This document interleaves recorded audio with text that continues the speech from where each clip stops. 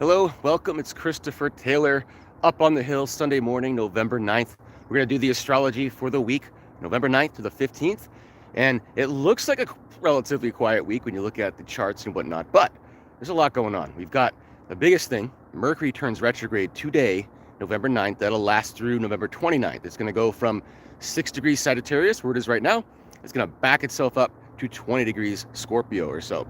That'll be on the 29th. Then it'll go forward again, going through that whole area between the 20th of Scorpio and the 6th of Sagittarius through about early to mid-December. Okay. We also have Jupiter turning retrograde at about 25 degrees Cancer this week on Tuesday, and that is while it's making a trine to Saturn at 25 degrees Pisces. Okay. But I want to talk about the bigger picture, like I like to do. Okay. So we are, again, just to remind you, currently in between these two major eclipse periods, one in September, one coming up in February, March. The one in September was this release of the caterpillar phase. The one coming up in February, March is this butterfly phase. We are in that chrysalis or goo phase right now in between. And part of that is washing out and clearing out everything. This Mercury retrograde, what that's going to do, in addition to that Jupiter turning retrograde in Cancer in a water sign, is that Mercury is going to back from Sagittarius into Scorpio, very deep waters. Okay, so we're reiterating this theme of going into those old emotions, into those old feelings, and that cleansing action that happens when we face that. Okay, so big deal happening here. And when Mercury turns retrograde today, in a few days. So if we go back, if you recall, during that new moon in Libra back on October 21st, that was right around the time when Mercury and Mars met with each other, right around that 20 degrees Scorpio point where Mercury entered its shadow zone. So that shadow zone being 20 degrees Scorpio to 6 degrees Sagittarius. Okay. Then Mercury moved faster than Mars, so Mars has been lagging behind, but now Mercury's been slowing down, getting ready for its retrograde.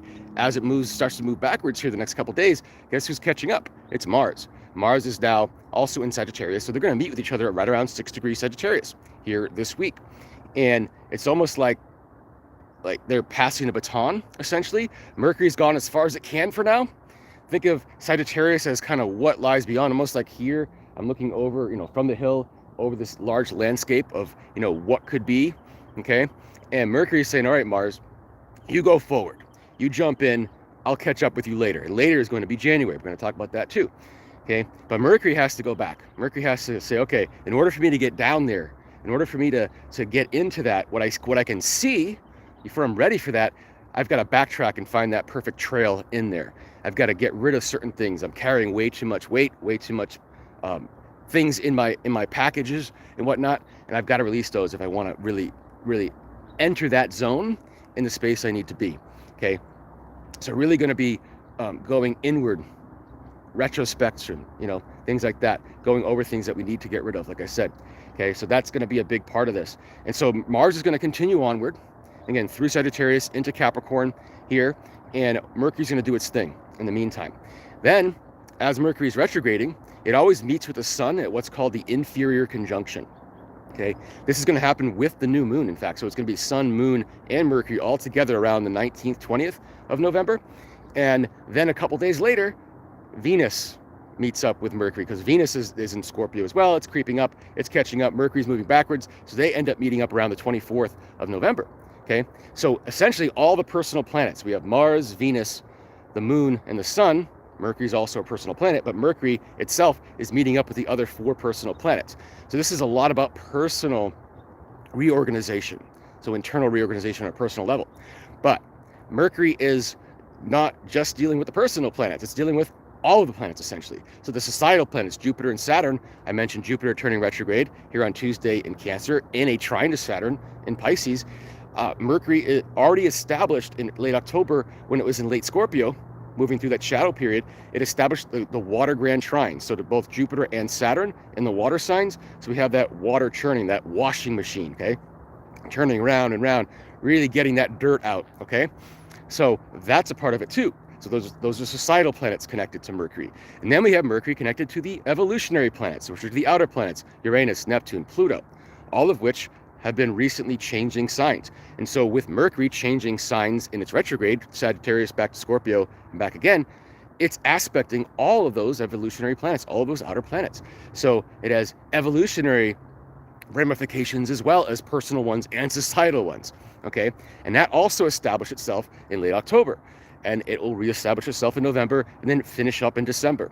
So Mercury is really moving through everything that we can move through to adapt ourselves personally to what's evolving societally, okay? And that's really what Saturn, Neptune, when they join each other at 0 degrees Aries in February, is all about. And what's interesting is that on a personal level, when we just look at Mercury with its personal planet aspects, it won't really be like what gets established here in November-ish doesn't get finished till about January-ish, which is just a couple weeks before Saturn and Neptune enter into their orb, when they're basically pulling Saturn from the late degrees of Pisces into Neptune in the early degrees of Aries before they meet at 0 degrees Aries together on February 20th. So it's all one big complex of energies that are happening right now.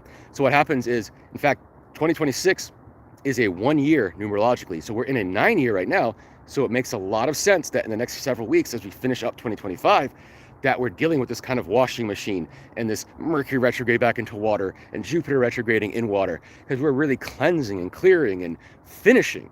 So it's really the ending phases so we can make room for those new beginnings. And 2026 starts out with this sense of newness in a lot of ways. So that one energy really reflects itself in the astrology.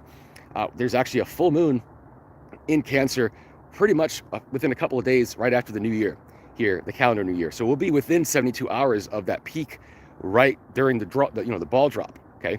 So 2026 comes in with a bang. That full moon, it's opposing the sun, obviously, and what's joining the sun? Both Venus and Mars in Capricorn. So a new Venus-Mars cycle starts at the start of the new year, the new calendar year, okay? So that's very, very important as well. And then Mercury, because it's doing its retrograde, it's got to catch up to now Venus and Mars and whatnot.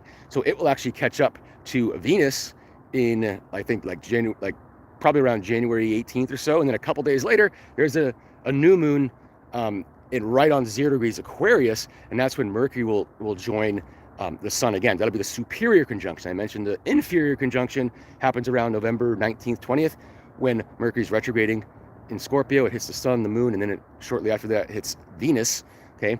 But we get into January 20th, plus or minus, that's the 0 degrees Aquarius point, and that is where Mercury will form its superior conjunction to the sun. Then it will form its final aspect to kind of complete this with Venus in like January 27th or something like that. Okay, so late January, just a week and a half or so before Saturn and Neptune enter their orb together for their upcoming conjunction. So think of this whole thing, lots of information there, but think of this whole period we're in now, again, as that clearing, as that going back, going inward, saying, how can we get to where we want to go, where we can see it right now from where we are, but we can't get there yet. Parts of us can. Mars is going in there. Venus is going to go ahead. Mercury is not going to catch up until January, okay? And so that's when we'll be ready on a personal level. So the next couple of months, we're really getting ourselves ready on a personal level to be prepared for what's transforming on a societal level, and where we're evolving essentially. Like our highest selves really want to come down. That's that Neptune in Aries, and what is it about our ego selves we have to really just discard so that we're prepared to be all that we are in this new societal development that can only exist in the energy that will be present at that time. Okay, so lots of info. If you have any questions, please let me know. If you're interested in seeing where all this lands in your chart, we can do a personal reading as well. Other than that, enjoy your weekend, enjoy the week, and I wouldn't dive into anything specifically, anything brand new right now, but go over things, finish things. That's the great use for this energy right now over the few weeks that we have coming up. Okay, so we'll see you next Sunday. Till then, take care.